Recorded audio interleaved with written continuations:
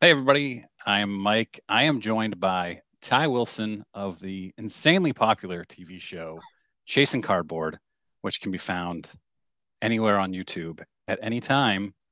It's the best show on YouTube. Ty, thanks for joining me. I appreciate it. Thank you. Thanks for having me, Mike. It's a kind So, word. yeah, I mean, I'm very genuine about that too. A friend of mine sent it to me. I think you had 7 episodes out at that time when he Yeah. sent it to me. And I was like, he said, this is the best thing in sports cards right now. And I was like, okay, sure. And I watched that episode 7 or 8 or whatever it was at the time. And I was like, yep, this is 100%. And then I watched the first 6 or 7 that I had already missed, and I haven't missed one since then. Yeah. It is spectacular. Thank It you. really is. Thank you. It's crazy to think that, episode 7 seems like an eternity ago, but it's only 9 months ago. It's crazy. Yeah. So I want to talk a little bit about your background and the show now, what you've done, where you see the show going, and then I'm going to do a little Kansas City Royals um, lightning round. You're a Royals fan, right? Yeah, totally. All right. I like to do a little lightning round at the end of these interviews. Cool. I love it. So you, uh, from Kansas City, you did the very popular Kansas City to UMass to Idaho. Everybody does that, right? Everybody. It's long line of people. How does that happen? Yeah. So I worked in enterprise software sales for 15 years. And so jobs just took me places. And so I actually did a remote MBA program at UMass while I lived in Cleveland. And then moved back home. And then, we went to Asia for a bit, my wife and I, and then we just fell in love with the mountains at some point in there and ended up in Idaho. So we're kind of the couple that when we have a whim, we follow it. And if it doesn't work, we go back to what we know. If it does, and we stick with it. That's kind of how it works for us. That's great. All over the place. You have done a lot on YouTube. Tell me how you got started with Chasing Cardboard. How did it come to be?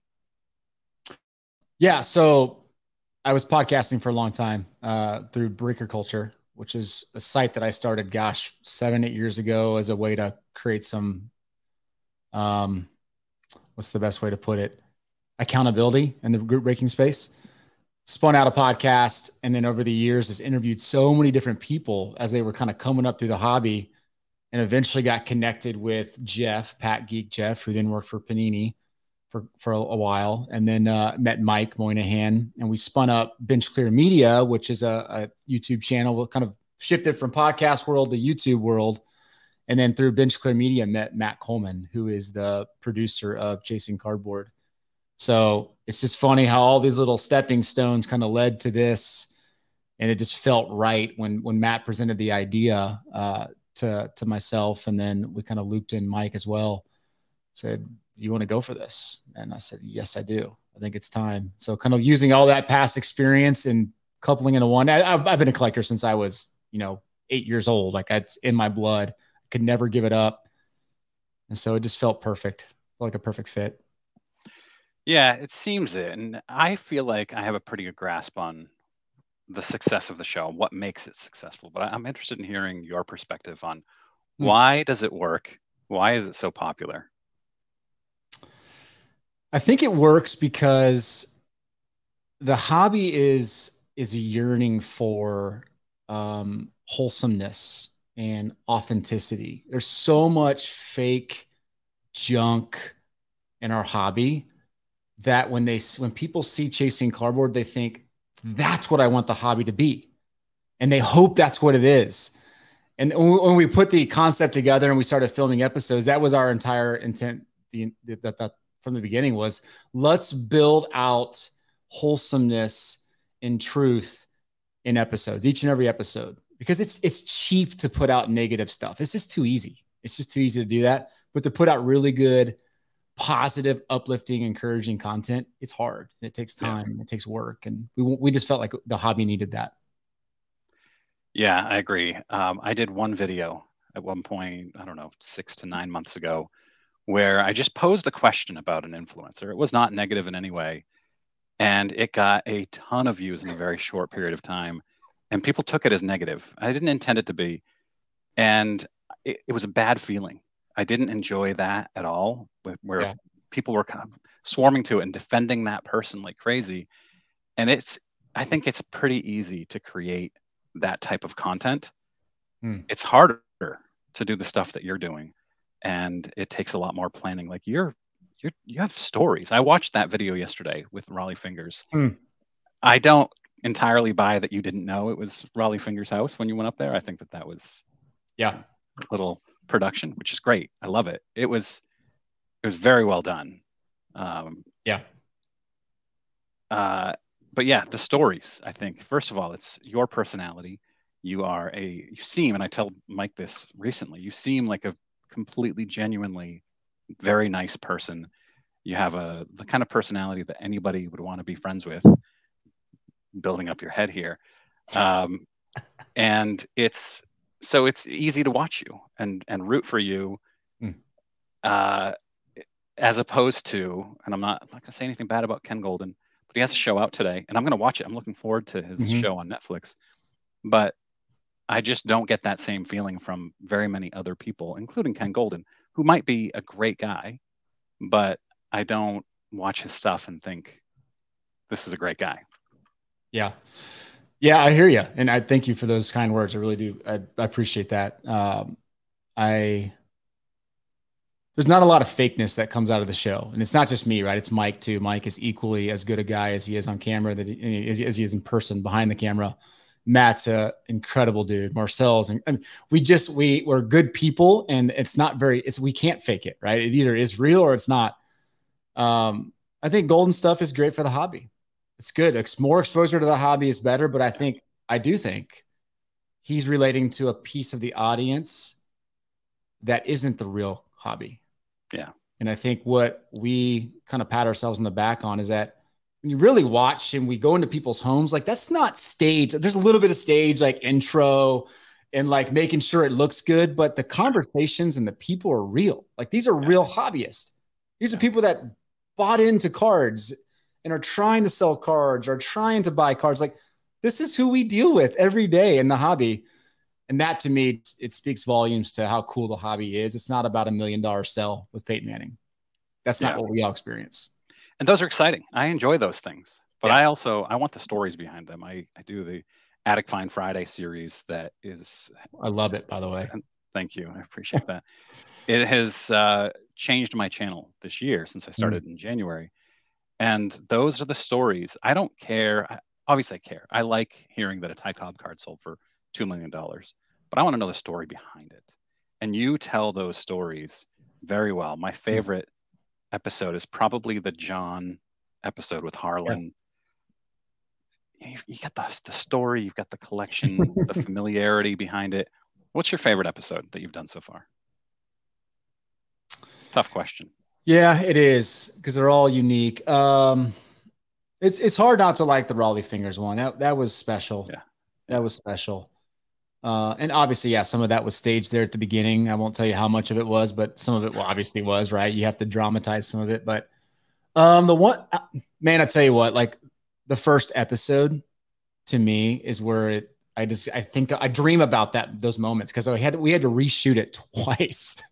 Wow. I had to fly back to Houston, back to Dallas, and we had to reshoot the episode because we didn't love it. And we didn't feel like it really portrayed what we wanted to portray. And man, like every bit of this, we've put our own money into. Like I quit my job 9 months ago and we've put every one of our own dollars into this. Like we've bootstrapped it. Yeah. And so when we buy these collections, like it's coming out of our own pocket. Yeah. And so when people don't see that and don't feel it, I get it. It's totally fine. We get all the negative comments about, oh my gosh, you paid $9,000 for this when it was $14,000 in value. It's like, look, this is our own money. We actually have to make this work or we don't have a show. Yeah. But that first episode, man, I remember like pulling out the money and spending it. It's $20,000 collection thinking, oh shoot, this is real. This is real. So that's memorable to me. When I have to reshoot an episode, I'm up sitting on my couch editing my video and I see, I don't really like this. And I come back downstairs and it's like 12 minutes of my time and completely free. I can't imagine reshoots with chasing cardboard. Yeah. Matt's a stickler. Like Matt deserves every bit of credit for the success of Chasing Cardboard. He is a insanely talented producer, and he sees the episode before it even happens. We'll go on these shoots and he'll be like, this is how I want it to play out. Make it play out this way, Ty. It's like, all right, let's go. It's cool. Yeah. It was, I think, the week of the National last year that I discovered Chasing Cardboard, that I told you my friend sent me that email. Yeah.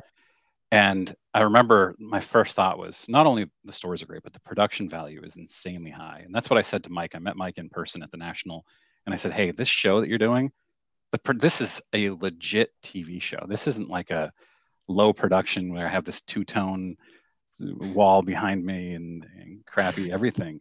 This is a legit TV show. And I have to imagine that the end game is a Netflix-like deal, or maybe not Netflix, but what do you see as your next step with Chasing Cardboard? I think for us, we went into this, it was a glorified passion project with being a legit business in the end. Like that's kind of the end game for us. We're now to the point now where it's become a business and it's become a brand for all the right reasons. If we had to sacrifice creative freedom to go to Amazon Prime or Fox Sports, we wouldn't do it. We wouldn't do it because we realized like you can run this thing very well and make a business out of it just on YouTube. So I think that's been the most eye-opening thing. But will we had conversations with networks? Yes. Will we continue to have them? Yes. And if the right opportunity pops up, I think we would jump all over it because it would just expand the reach that we have. We think maybe it wouldn't. So we would explore it, but we love doing this. We have to keep making the numbers work ultimately, but it's a brand, man. It's kind of fun. It's kind of fun being a tier one brand in the hobby that sponsors want to advertise with. That's a neat position to be in. For sure. Yeah. And I just realized I meant to wear my Chasing Cardboard t-shirt and then I completely forgot. Unbelievable. I do have one. That's all I wear now. Every day, the same shirt? Every day. my wife's getting tired of it. So you quit your job last year.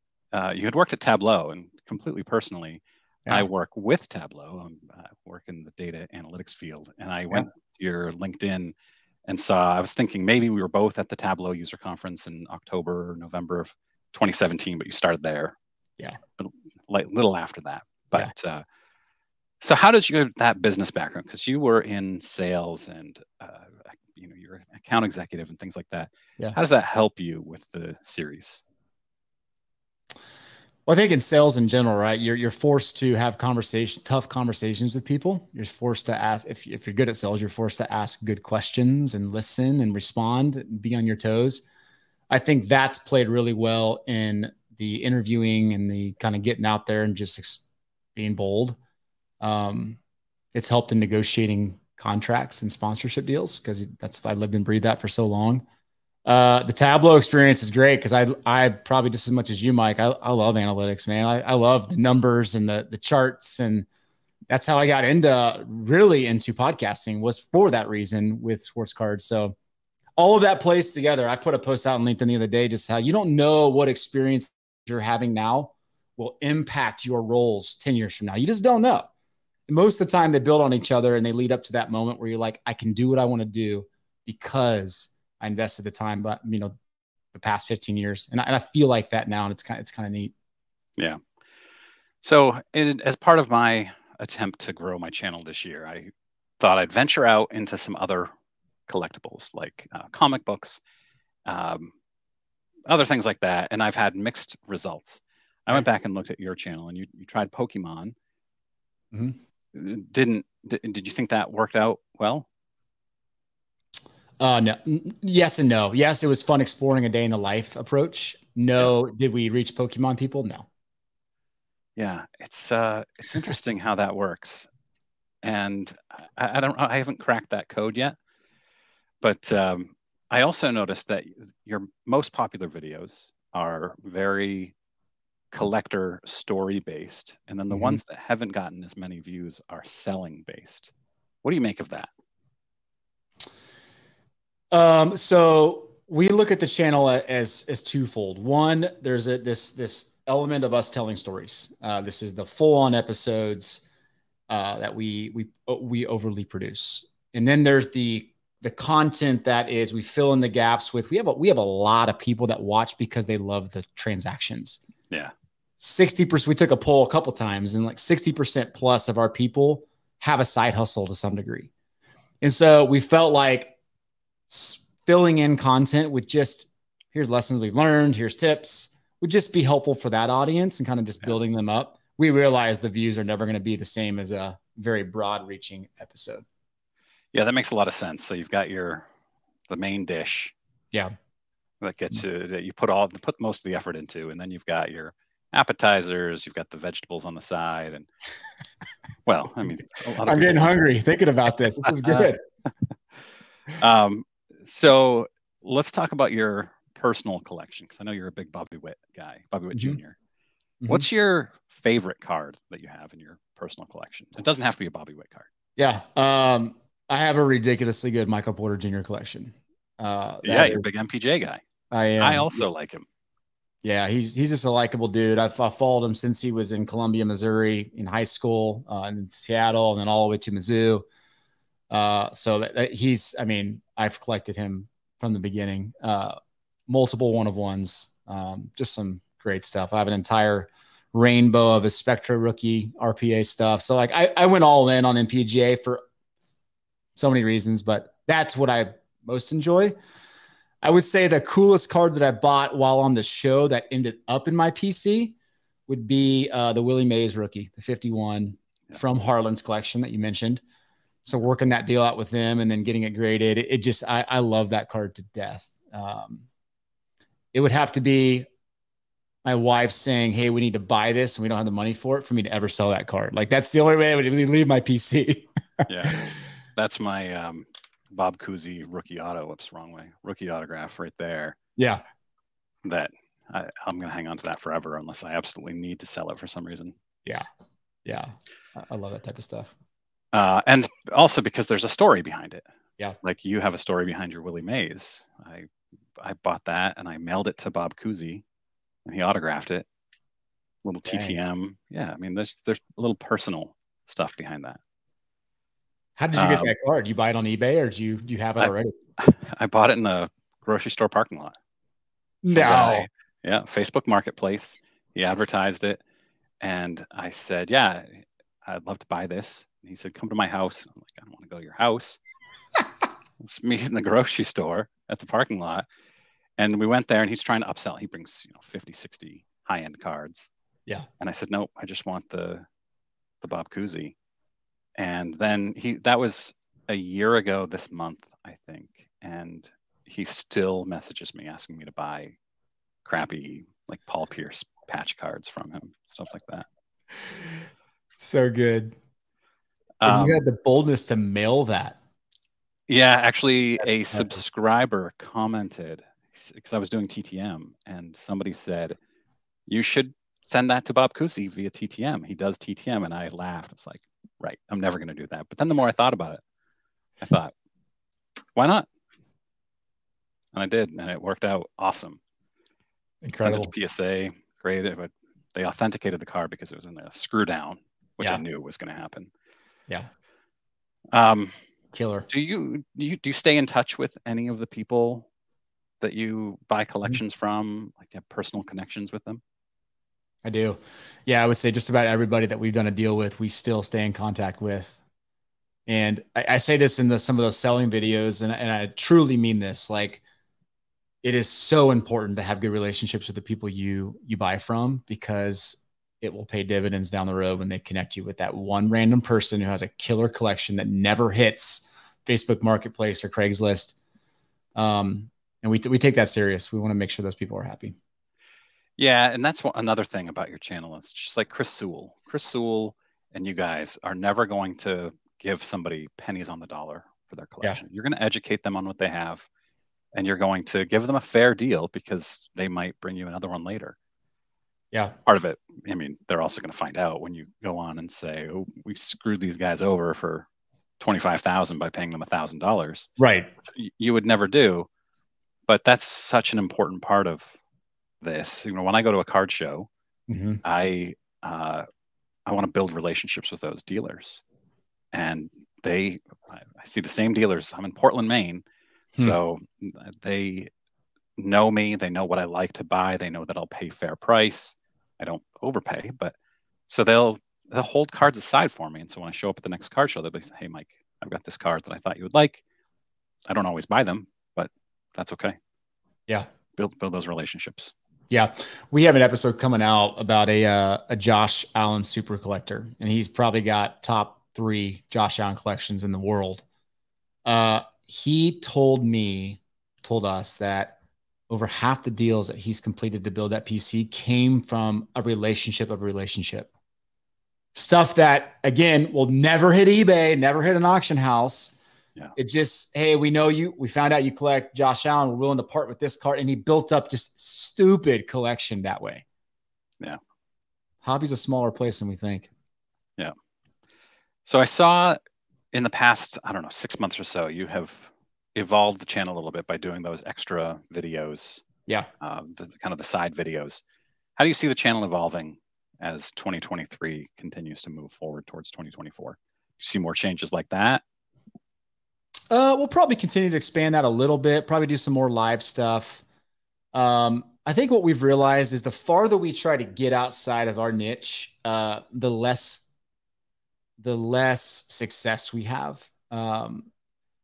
It's really easy to get oohed and awed by like the other YouTube content creators who are, doing crazy things and think that you can replicate that for your channel. We've learned that, hey, we have to figure out who we are, what audience we're reaching, and just create incredible content for them. And it'll grow at the pace it needs to grow at.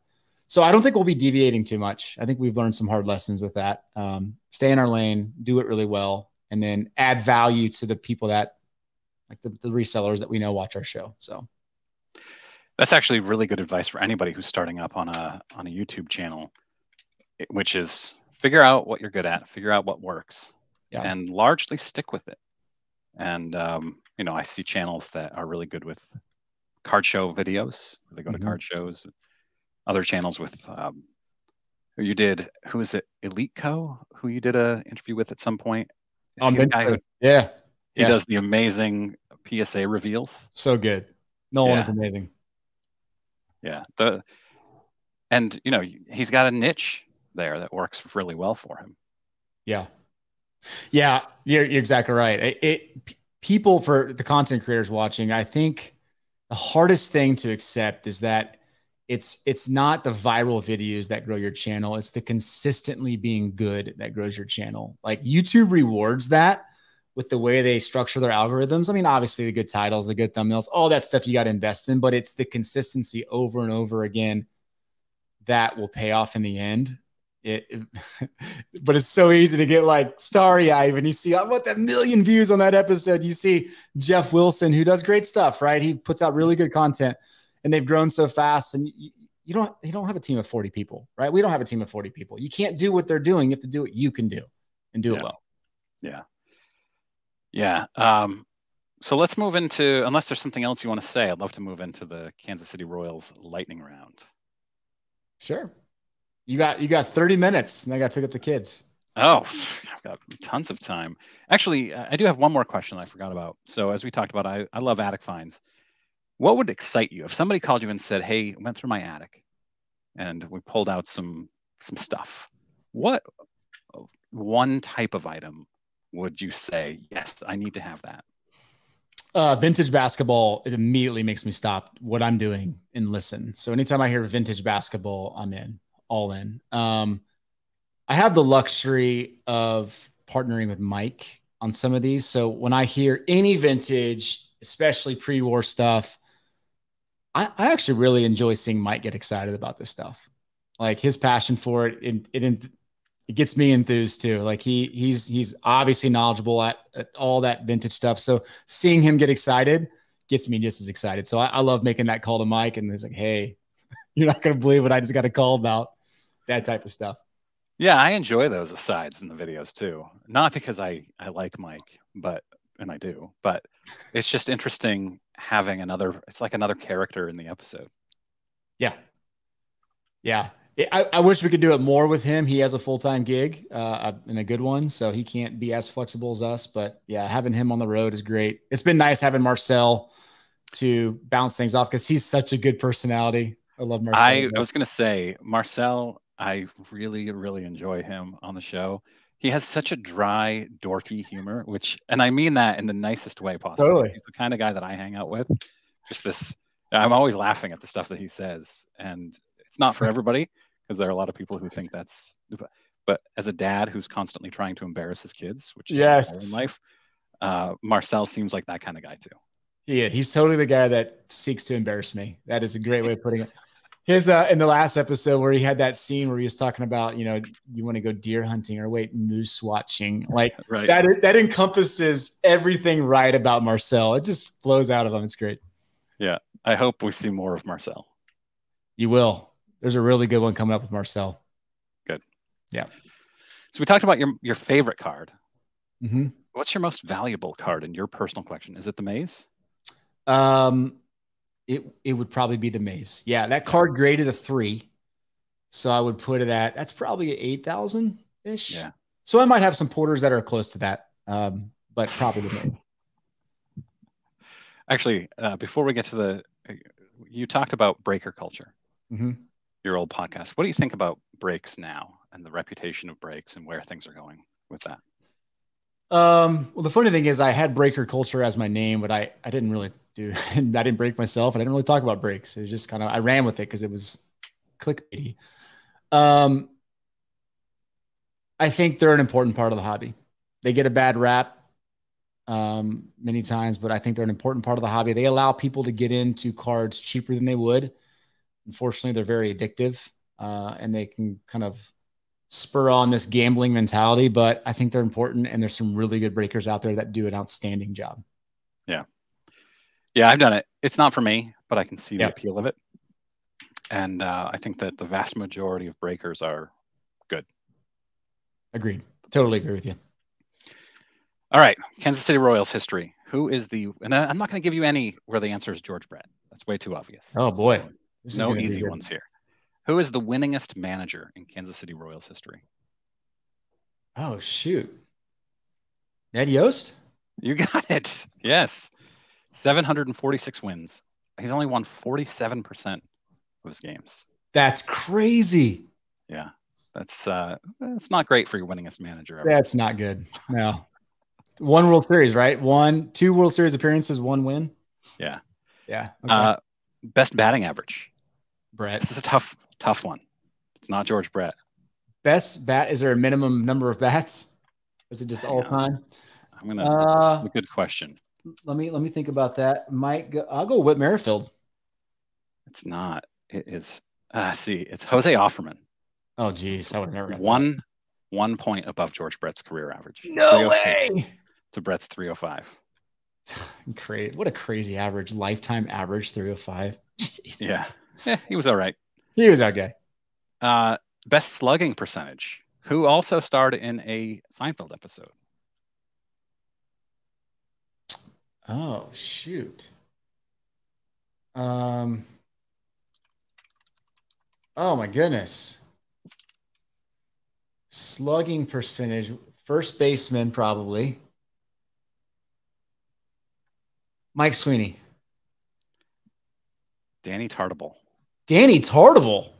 Yeah, 518 slugging. I got to go look up that episode now. How can I not? Yeah, it's the Pledge Drive episode of Seinfeld. Okay. Heck yeah. I'll go check that out. Most stolen bases. That might be Whit Merrifield. No, I told you these are tough. Wouldn't be Mondesi. Okay, so let me go back here. What era? Can you help me there? Give me the era. 70s. Oh, geez. So so he spanned the 70s and 80s and even into the 90s. Even into the 90s. Yeah. Brian McRae. That's way too late. Yeah, he was 80s, 90s. It's Willie Wilson. Oh my goodness. Yeah, 612 stolen bases. My mom babysat his kids at one point. Really? I should have known that. Yeah. Terrible. These are hard. Best ERA in Kansas City history. Best ERA. Let's go Saberhagen. See, that's who I would have guessed too. Quisenberry? Quiz. Okay. Yep. And then this one, there's no chance you get this one. I'm just going to warn you ahead of time. Most wins in Kansas City history. I've never even heard of this guy. Oh, geez. Well, that's not good. I guarantee you've heard more guys than me. Let me take a shot at it.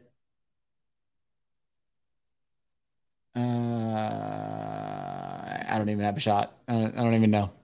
Paul Splitorf. Oh, Paul Splitorf. He's play-by-play guy for the Royals for a while. I'm pretty well versed in baseball history. Never heard of him. Wow, that's crazy. Most saves in Kansas City history. Have you heard of this guy? Yeah. Saberhagen? Was he a closer for a while? Gosh, that's all blurred to me now. I don't think he did. It would have been that era though. Jeff Montgomery? You got it. Nice. Jeff Montgomery, 304 saves. Oh, and wins. Paul Splitorf got 166 wins.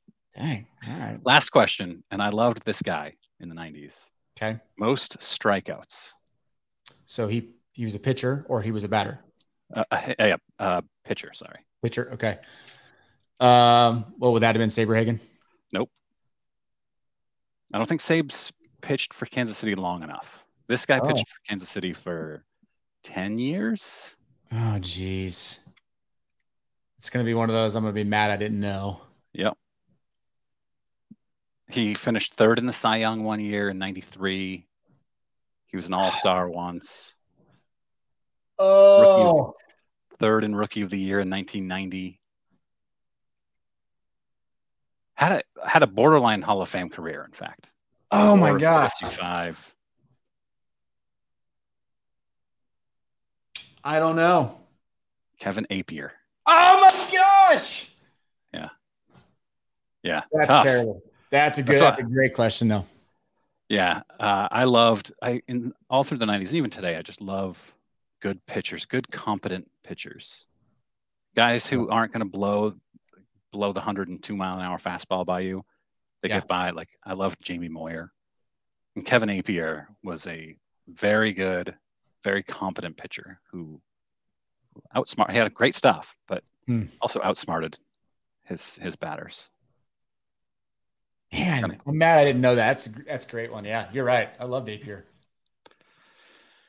So that's it. I don't think I need to encourage my subscribers based on my comments section, where they're always mentioning Chasing Cardboard. But everybody should go and watch Chasing Cardboard. It is phenomenal.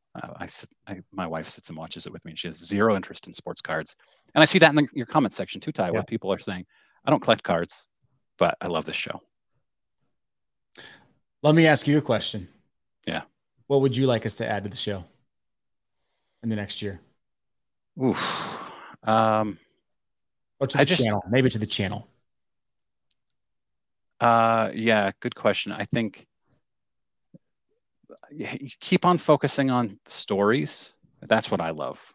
When you sit down at the table with these collectors or the ancestors of the collectors and just talk to them about their history of collecting and their life story. I love that stuff. I loved the Raleigh Fingers. And you put enough cards in there, and that's obviously great, but you don't overdo it with the cards.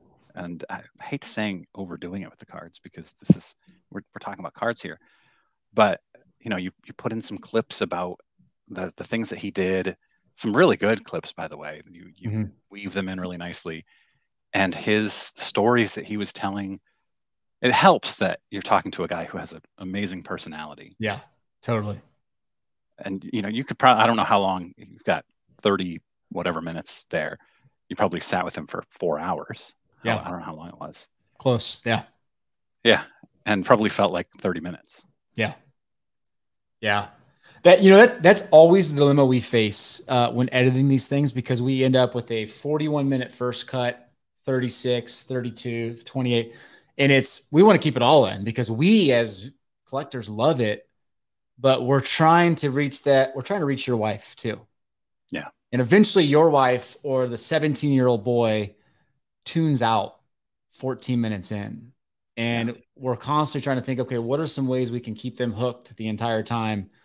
That's the dilemma we face, because the more cards we show, the more niche we get. The more stories we share about just one guy, the more niche we get. And we try to keep it as broad as we can, staying focused. It's a tough one, but that's really good feedback. Thank you for that.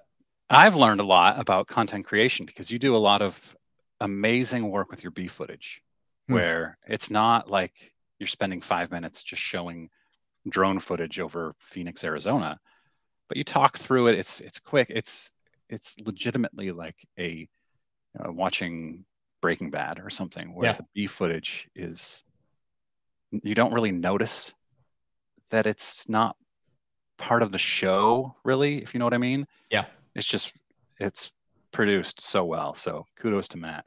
Yeah, no doubt. We've probably talked about this before on other interviews and stuff, but like the time we have to put in on the road before that interview it always goes unnoticed because you see 3 seconds of these shots here. But Matt is a stickler. He'll sit out there with the camera. He'll fly his drone illegally on all these cities.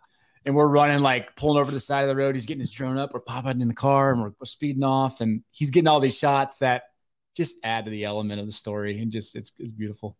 Yeah. I've learned a lot too. Trust me. I sit back and I'm like, man, I love working with creatively gifted people. Yeah. Yeah. I'm going to a card show on Sunday in Wilmington, Massachusetts, and thinking about how do I weave in clips from the show into the episode I'm going to create for it. Yeah.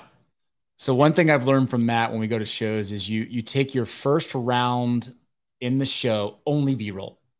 All you do is you walk up and touch stuff. All you do is get close-ups of the cards you like. The second round is all focused on your conversation, and then you're able to kind of weave it all in together.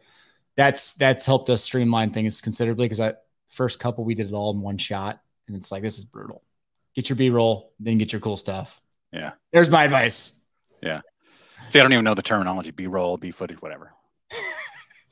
The cool stuff that you weave in, that's the B-roll. Yeah. Yeah. Well, Ty, thank you very much. Keep up the awesome work with the show. I love it, and I know you'll continue doing awesome stuff. Well, thank you. Thanks for having us on. Thanks for having me on, and I'll make sure people go watch your Friday attic finds. I love it. It's great stuff. Got one coming out soon. Yes. All right. Cool, thanks, Ty. Thanks, Much Mike. appreciated. Yeah.